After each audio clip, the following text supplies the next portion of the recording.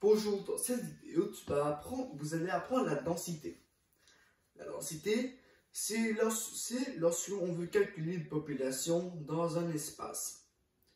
On va vous expliquer. Alors oui, vous voyez que j'apporte mon chandail canadien parce qu'ils ont les éliminatoires contre l'équipe de Washington Capitals. Hier, ils ont gagné. Alors, on va voir. Mais cette vidéo ne va pas parler sur les Canadiens de Montréal, mais plutôt sur la densité. On va faire un problème aujourd'hui sur comment peut-il la calculer. Cook affirme que la densité de population des grenouilles des marais, Lithobates palustris, du marais de la Fourche est plus grande que celle du marais du coin. A-t-il raison? Alors, la population de la Fourche, du marais de la Fourche, est 260 grenouilles de marais. Sa superficie de marais est de 4 km². Celui du marais du coin, sa population c'est de 156 grenouilles de marais. Sa superficie de marais, 2,4 km². Alors, beaucoup des élèves vont en premièrement dire qu'est-ce que ça veut dire Lithobate palustri. Alors, Lithobate palustri, c'est le nom de l'espèce, sauf qui est en latin. Alors, dans le problème, ce mot latin, on s'en fiche d'un problème. On ne va pas parler de latin. Bon. Alors, là ici, ce que je vois, il faut que je écris la formule D égale NA.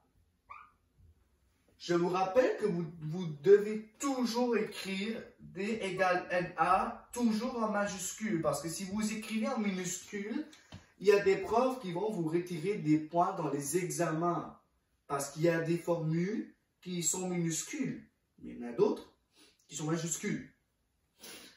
Là, ce qu'il faut que je sache, D, ça veut dire densité. M, ça veut dire nombre d'individus. Et A, c'est R. Ce que je sais, dans la marée de Fourche, il y a 260, quoi? On va écrire 260 grenouilles de marée. Parce que seulement, si on écrit 260, quoi? 260 bananes, 260 pommes, on veut écrire une réponse précise. Et A, ça veut dire R. Alors, ce que je sais, c'est 4 km². Alors, souvent, on va utiliser le mot hectare. Le mot hectare est souvent utilisé pour calculer des kilomètres, des champs qui sont vraiment longs. Ça, c'est comment on va identifier. Maintenant, si vous n'écrivez pas D égale NA, c'est grave parce que on ne va pas pouvoir savoir de quoi on est en train de parler. Et il y a parfois des profs de sciences qui vont vous retirer des points. Parce que ça va être, on va retirer des points pour imprécisation, parce que ce n'est pas très précis. Alors, ça c'est mes données. Là pour ici, mes données, ce que je sais c'est que le nombre d'individus est de 156 grenouilles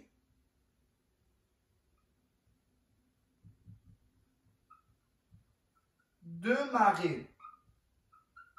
L'air, c'est de 2,4 km². Là, ça va être comme hectare. Si vous n'écrivez pas les données, on va vous retirer des points parce que on veut que vous faisiez un peu de la compréhension, ça, c'est ce que je cherche. Ça, c'est ce que on sait. Ça, c'est comme un peu de calcul de compréhension.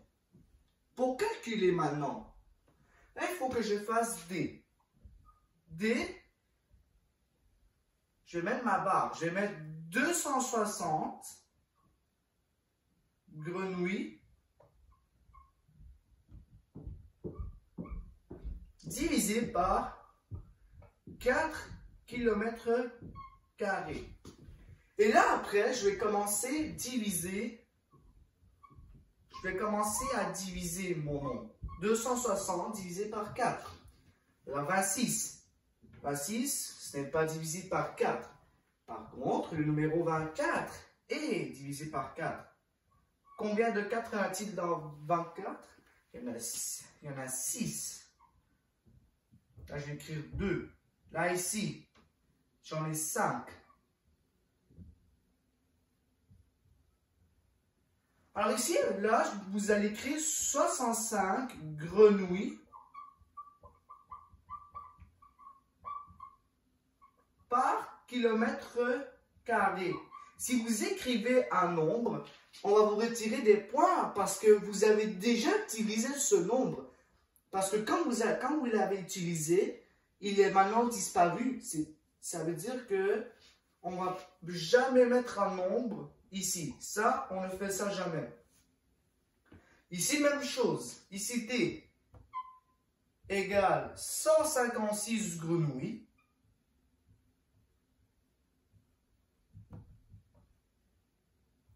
Divisé par 2 et 2,4 km². Là, je vais diviser mon nombre. 156. Je vais faire diviser par 24. Alors, souvent, on va faire... alors, si vous faisiez le calcul de cela, ça va vous donner 65. Ça va vous donner le même nombre. Grenouilles par km². Alors, si vous faisiez ce calcul, ça va vous donner 65.